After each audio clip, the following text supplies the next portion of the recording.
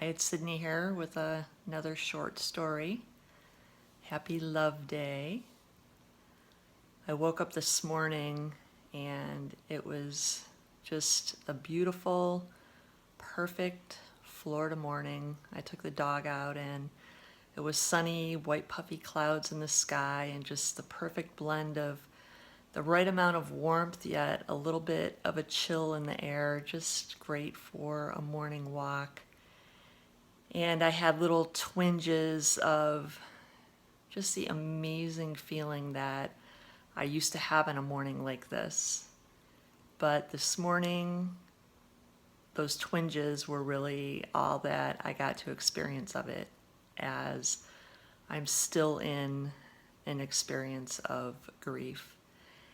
And in my last short story, I was talking about the energy of grief and how it actually is in our body, and we have to deal with that energy and the emotional body that we have contained inside of our physical body. And it is so important to be aware of and not ignore that energy and the emotional body and what it's doing to us. We have to let it flow. So in my world and in my experience, I can kind of use an analogy of just a nauseous feeling that I have. I had a nauseous feeling when I learned of Zach's diagnosis, and that same feeling would wake me up out of a sound sleep at night. I'm just the soundest sleeper, and I would wake up with just this knot. There was no thought attached to it or anything, just this really emotional, energetic, nauseous feeling. And today was a day where I kind of had energetic dry heaves. I find for myself that it's good to be busy and it's good to be around people. However, in those times, my emotion doesn't really flow as much as when I'm by myself. And then when I get by myself, it flows, and it's not a holding back with when I'm around people. It's probably more a distraction. However, I find then on a day that passes after I've been really, really busy for a bit that I'm just like sobbing all day long. The emotions just have to flow. So today I'm in a period where I've had a couple days of having a lot of time to myself, and it just kind of feels like dry heaves where I want to cry, but the emotion is just not there yet to come out. So being aware of what I'm experiencing is very important.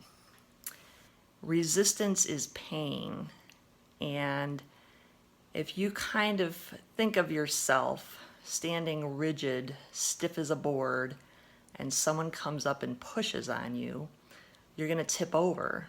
However, if you're relaxed and just kind of flowing and somebody walks up and pushes on you, your body just kind of moves with that push.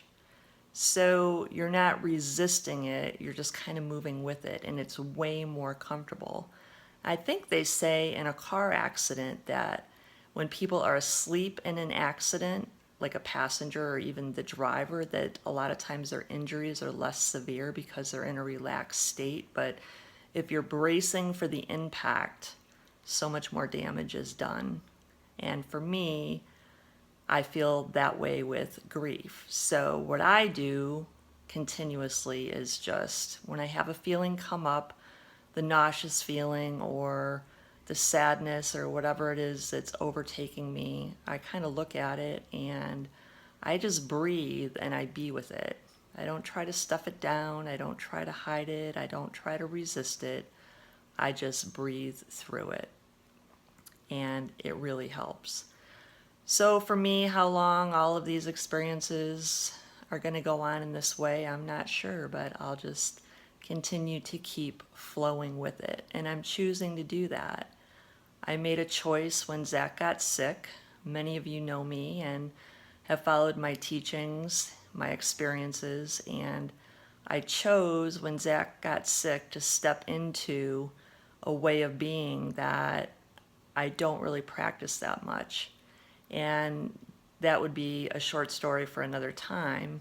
However, I'm choosing now to continue to stay in that experience of things in honor of Zach and in my own grieving process. From my heart to yours, have a very blessed evening.